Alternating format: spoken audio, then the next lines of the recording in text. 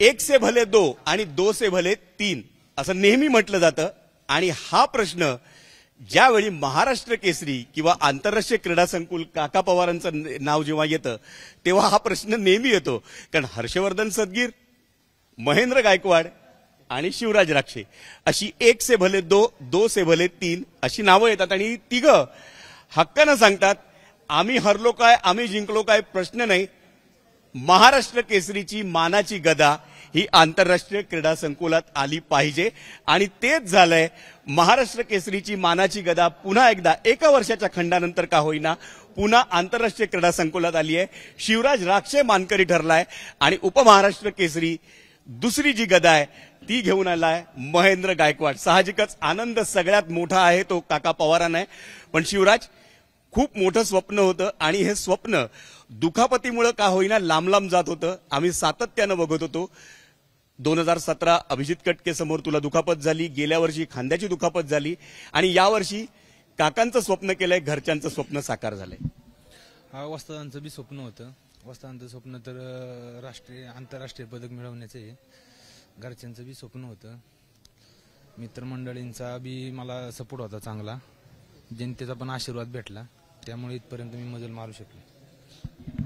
शिवराज काका तर आता तुझं कुटुंबच आहे, तुम्ही इथेच असता, तालमीतच असता, पण तुझा हा कुस्तीचा जो प्रवास आहे हा मला सगळ्यांची आज तू नावं घेऊन सांगायला हवं, कारण आज दिवस तुझा आणि राक्षे कुटुंबाचा आहे। तर कसं सुरू झाला? आम्ही तर ऐकलंय की ते आजोबांपासून सुरू झाला, आजोबांचं नाव काय, वडिलांचं नाव काय आणि जो प्रवास सुरू झाला आणि तो काकांपर्यंत कसा आला? आजोबा पैलवान होते, आमचे वडील बी पैलवान होते, त्यांची घरच्यांची इच्छा होती की मी पण पैलवान व्हावा, त्यामुळे त्यांनी मला ह्या पैलवानकी क्षेत्रात टाकलं गेलं आणि आमचे वस्ताद अर्जुन पुरस्कार यांच्या मार्गदर्शनाखाली मी आज घडलो गेलो। कुठून सुरू झाला हा प्रवास पहिल्यांदा कुस्तीचा? पहिलं काय जिंकलास की काकांपर्यंत कसा पोहोचलास? कोणी आणलं तुला काकांपर्यंत? गावामध्ये तालीम होती, तिथे सराव करत होतो, त्यानंतर मग ह्या तालमीचं नाव ऐकलं होतं, मग बाप्पांपाशी आलो आणि बाप्पांनी मग घेतलं तालीम। काका छोटा शिवराज किंवा शिवराज ज्या वयात आला तो आठवतो? आठवतो, एक 15-16 वर्षाचा होता, एकदम बारीक होता, असा सडपातळ होता, पण आल्याच्या नंतर आम्हाला वाटतं चंदग्राम आहे दुसरा, मनात होता की हा हाईट आहे चांगली आणि भरलं तर म्हणलं तुला चंदग्राम तुझा पायही उचलायचा नाही कोणाला, जसं चंदग्राम पैलवान होते जसं त्यांचं जी खेळण्याची पद्धत होती सेम ह्याची तीच होती, पण थोडासा ह्याचं वेगळं त्यांचं वेगळं होतं। आम्ही इथं आल्या गोरा होता, एकदम गोमटा बारका असताना, आणि सेम चंदग्राम म्हणायचं, मी तर याला म्हणायचं चंदग्रामच आहेस तू, पण त्यांनी स्वप्न पूर्ण केलं, आमचंही केलं, त्याच्या आईवडिलांचंही स्वप्न पूर्ण केलं, हीच महत्व आहे आम्हाला, बाकीचं काय नाही।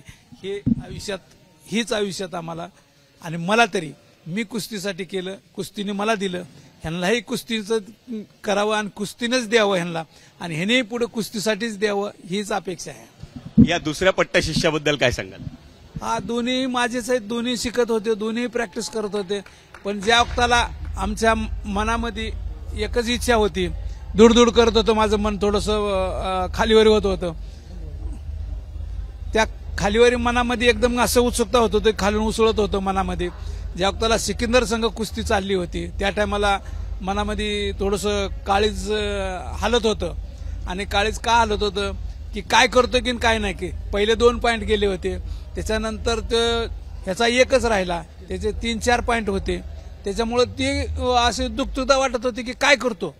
ज्या वक्ताला ह्यानं अग्रेसिव्ह होऊन जेव्हा टांग मारली त्या टायमाला मग तर एकदम मन असं झालं की आता आपण कुस्ती जिंकली, आणि गदा कुठेही जात नाही, कोणताही जिंकला माझाच आहे, माझ्याच घरात येणार आहे, माझ्याच तालमीत येणार, दुसरीकडे कुठं गदा जाणार नाही, ही अपेक्षाने सगळं मग वरचेवर उत्सुकता वाढत गेली, आणि त्यांनी काही त्याला जवळ पण येऊ दिलं नाही। नंतरच्या याला 5-1-5 तो प्रश्न विचारतो, तुझ्या मनात काय चाललं होतं? कारण सुरुवात जेव्हा झाली पब्लिक बसत नव्हतं, सगळे वरती आखाड्यात गर्दी करत होते आणि तू मस्त छान पैकी फिरत होता, त्या क्षणी तुझ्या डोक्यात काय होतं? सिकंदरची कुस्ती, काकांचे शब्द का फायनलचं लक्ष? नाही तसं काय नव्हतं, पण कुस्ती मेहनतीवर माझा पूर्ण विश्वास होता आणि यांनी घेतलेले माझे टेक्निक प्रॅक्टिस हे ते ह्याच्यावर माझा पूर्ण विश्वास होता, त्यामुळे मी सिकंदरला हरवणार अशी जिद्द करूनच गेलतो आणि मी हरवलो होतो। म्हणजे खरं सांगायचं, हरल्याचं दुःख आहे का शिवराज महाराष्ट्र केसरी झाल्याचा आनंद जास्त आहे? हारायचं जिंकायचं ना, आंतरराष्ट्रीय कुस्ती संकुल लगात आली एवढं बस होतं. हा सगळ्यात मोठा विनय आहे मला वाटतं या पैलवानांचा. मला महेंद्र सांग की जसं शिवराजचं घराणं कुस्तीचं आहे, तुझंही घराणं कुस्तीचं आहे, आजोबांपासून तुमची परंपरा आहे, तू सोलापूरच्या मंगळवेढ्यातल्या शिरशीचा आहेस, कसं सुरुवात झाली आणि काकापर्यंत कसं? पहिल्यांदा मी खोजपूरमध्ये होतो, पण तिथं एवढं म्हणजे टेक्निक बिकनिक नव्हतं आणि जोडीतली पोरं पण नव्हती. मग तिथल्या वस्तांनी मग इथं आणून मला बाप्पापासून सोडलं आणि मग इथं मी सगळी कुस्ती सामन्यातली कुस्ती शिकलो आणि मग तिथं.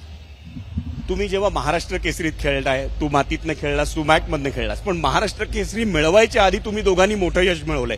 तू जागतिक ज्युनियर स्पर्धेतलं सिल्वर मेडल मिळालंय, तुला राष्ट्रीय कुस्ती स्पर्धेतलं सुवर्ण पदक आहे. महाराष्ट्र केसरी आणि त्या स्पर्धांमधलं यश याच्यामध्ये तुम्ही कसं एकमेकाला विचार करता, म्हणजे तुमच्या दृष्टीने काय मोठं आहे? तसं महाराष्ट्र केसरीपेक्षा ती महत्वाचं जग विश्वचं वर्ल्डचं हे आहे आणि त्याची तयारी आता उद्यापासून. नाही, मी हा प्रश्न याच्यासाठी विचारतो की महाराष्ट्र केसरी ही पहिली पायरी आहे. ऑलिम्पिक, एशियाड, राष्ट्रकुल याच्या दृष्टीनं प्रयत्न करणार का? हो, आणि त्यासाठी तर आता प्रयत्न उद्यापासून आमचं चालू असणार. आज काकांसमोर एबीपी माझावर शब्द देतोस की उद्याच्या काळात तू आंतरराष्ट्रीय पदकासाठी प्रयत्न करणार? हो, शब्द देतो.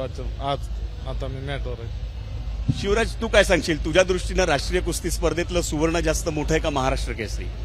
राष्ट्रीय सुवर्ण पदक मोठे आहे. वस्तांची शिकवण आहे की आंतरराष्ट्रीय पदक आपल्या तालमीला आलं पाहिजे. आत्ताच अजिंक्य पुरस्कार नानांनी सांगितलं की महाराष्ट्र केसरी म्हणजे पहिली पायरी आहे. आपलं खशाबा जाधव नंतरनं महाराष्ट्रात कोणच ऑलिम्पिकला गेलेलं नाहीये आणि ते स्वप्न मी निश्चित पूर्ण करणार. महाराष्ट्र केसरी ही पहिली पायरी आहे. दोघंही म्हणतायत उपमहाराष्ट्र केसरी आहे तो पहिली पायरी आहे. याच्या पुढच्या काळात एशियाड असेल, ऑलिम्पिक असेल किंवा अन्य आंतरराष्ट्रीय पदकं. पण या निमित्तानं का होईना आंतरराष्ट्रीय क्रीडा संकुलाचे हे दोन पैलवान, काका पवारांचे दोन पट्ट शिष्य. याआधी असं घडलं होतं, हर्षवर्धन सदगीर आणि शैलेश शेळके या दोघांनी असा पराक्रम गाजवला आणि त्यानंतर पुन्हा एकदा तसाच पराक्रम आंतरराष्ट्रीय क्रीडा संकुलाचे पैलवान गाजवत आहेत आणि ते आश्वासन देत आहेत, महाराष्ट्राला विश्वास देत आहेत की ही आमची पहिलीच पायरी आहे. याच्या पुढच्या काळात आम्हाला आंतरराष्ट्रीय पदक जिंकायचंय, एशियाड जिंकायचंय आणि ऑलिम्पिकही जिंकायचंय. कॅमेरा पर्सन योगेंद्र गुप्तासह विजय साळवी, एबीपी माझा, कात्रज, पुणे. एबीपी माझा, उघडा डोळे बघा नीट.